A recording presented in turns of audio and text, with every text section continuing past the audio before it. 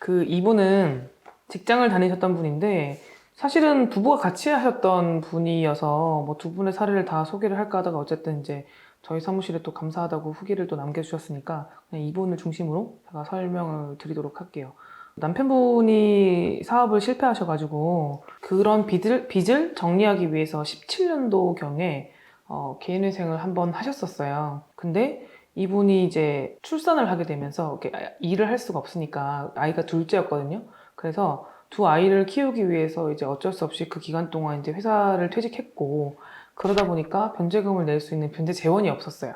그래서 결국에는 이제 이분이 폐지가 됐던 분인데 문제는 이제 이분이 개인회생을 진행했던 사무실에서 보통은 몇 달 밀리게 되면은 폐지 예정 통지서라고 채무자한테 이제 보내준단 말이에요. 폐지 예정 통지서 그리고 폐지가 실제로 됐을 때는 폐지 결정문 이런 것들을 송달을 해주거든요. 근데 이거를 전혀 그 담당했던 사무실에서 전달을 해주지 않은 거예요. 왜요? 너무 많은 이유들이 있는데 제가 지난번에도 왜 즉시항고 말씀드리면서 변호사 사무실이나 법무사 사무실에서 보통 이런 부분을 안내해준다 이렇게 말씀을 드렸는데 여러 가지 이유가 있는데 첫 번째로는 보통은 위임 범위가 인가시까지로 굉장히 그 초반 단계 서류를 준비해서 이 사람을 얼마를 내고 얼마를 탕감받는 변제관으로 끝나는 단계가 되면 사실은 업무가 거의 끝나잖아요. 그 뒤로 잘 내는 거는 이제 본인 몫인 거잖아요. 네. 그래서 기본적으로 그런 방침들로 인해서 안내를 안 드리는 곳들도 있고 그리고 많이 이제 없어져요. 사무실들이. 그러니까 안내를 해줄 수 있는 사무실이 이제 없는 거지.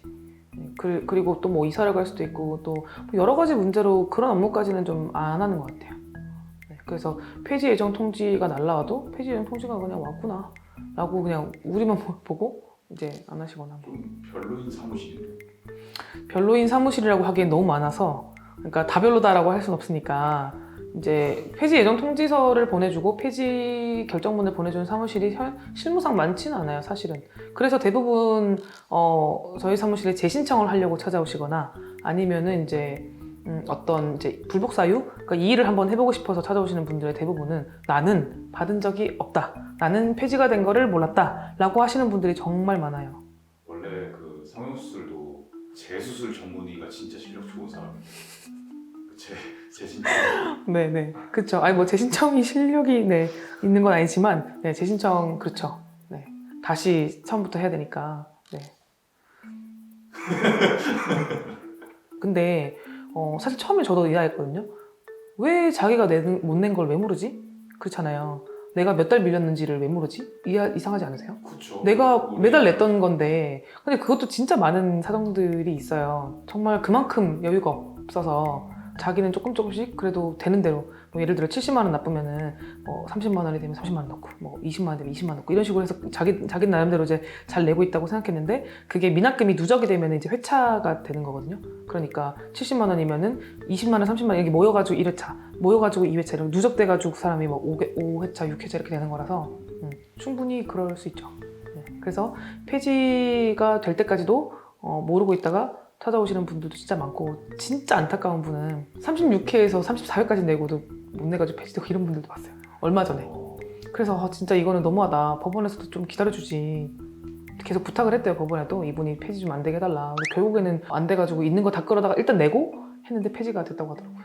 하여튼 그래서 이분은 폐지가 또 됐고 또 남편분도 이제 개인회생을 또 해야 되는 상황이어가지고 남편분이랑 같이 진행을 했고요. 변제금을 내는 것들이 힘들어가지고 미루고 밀리다가 이제 이 사건은 폐지가 됐고 이분이 소득이 적어가지고 변제금을 다 내면서 살다 보니까 남편분이 또 계속 빚이 늘어나게 된 거예요. 그래서 둘이 같이 정리를 한 뭐 그런 케이스로 이해하시면 될 것 같아요. 무사히 둘 다 회생 개시 인가가 다 났고 이분도 이제 재신청이었지만 면책까지 잘 마무리가 돼서 최근에 저희한테 이제 사연을 보내주셨는데 읽어드리겠습니다. 저는 19년 3월 20일을 시작으로 2022년 2월 20일 드디어 오지 않을 것 같던 마지막 변제를 했습니다. 17년도경 처음으로 개인회생을 했는데 신랑이 돈 관리를 잘못하는 바람에 미납이 되고 있는지도 몰랐고 법원으로 어떤 통보도 받지 못해 미납을 인지 못하고 개인회생이 폐지되어 버렸어요. 그래도 2년이란 시간 동안 납부했던 돈들도 있었는데 그때 당시 진행했던 서울의 모 법률사무소에서 환급 계좌도 법률사무소의 계좌를 저와 상의 없이 등록하는 바람에 적은 돈이었지만 그나마 받을 수 있던 환급금도 못 받고 폐지가 되어버렸어요. 그 법률사무소는 망해서 없어진 상태였고요. 한때 그 법률사무소를 운영했던 분이라며 본인에게 돈을 좀 주면 법원에서 통보받지 못했다는 근거로 폐지에 대한 소송을 해보겠다고 하는데 너무 믿음이 안 가서 그냥 아예 다시 시작해야겠다는 마음으로 우연히 마이법률사무소를 만나게 되었어요. 현실적으로 폐지가 해지되지 않을 거라는 말씀과 조언, 그리고 중간중간 별것도 아닌데 걱정되고 궁금하고 했던 것들, 작은 에피소드들에도 큰일 날 것만 같은 마음으로 연락을 드리면 언제나 걱정이 해소될 수 있게 설명도 해주시고 안심도 시켜주시고 처음에 진행했던 법원에서는 너무 인신공격 같은 질문도 하시고 있는데 이번에 거주지가 바뀌면서 진행한 법원에서는 그냥 무난히 잘 넘어가고 그렇게 마이법률사무소에서 두 번째 회생을 진행하게 되었고 잘 마무리되었습니다. 주변에서 회생 진행하신 분들을 보면 처음 진행했던 법률사무소들이 망한 경우가 태반인데 3년이 지난 지금도 잘 운영되고 있는 마이법률사무소를 보면 제가 믿을 만한 곳을 잘 선택해서 맡겼다는 자부심도 생기네요. 이제는 신용관리 잘해서 꽃길만 걷도록 해보겠습니다. 그동안 감사했어요. 이렇게 해주셨어요. 이 가족은 이제 더 이상 채무가 없는 상태로 조금씩 돈을 모을 수 있는 그런 이제 가정이 된 거고 또 이런 후기를 받으면 저희도 굉장히 뿌듯하죠. 여기서 이제 안 망하고 잘 버티고 있다는 어떤 뿌듯함? 이렇게 저희도 있죠. 저희가 그러면은 폐지된 통지서나 이제 폐지 결정문 이런 것들을 그러면 당신들은 보내주냐? 저희는 다 보내줘요. 모두에게 빠짐없이. 이런 분들이 있어요. 번호가 바뀌는 분들 중간에 그런 분들은 제가 연락을 못 해서 못 보내긴 하는데 대부분은 이제 기존 번호를 그대로 사용하시는 분들 연락이 닿는 분들은 다 통보해드리고 있습니다. 네, 이상입니다.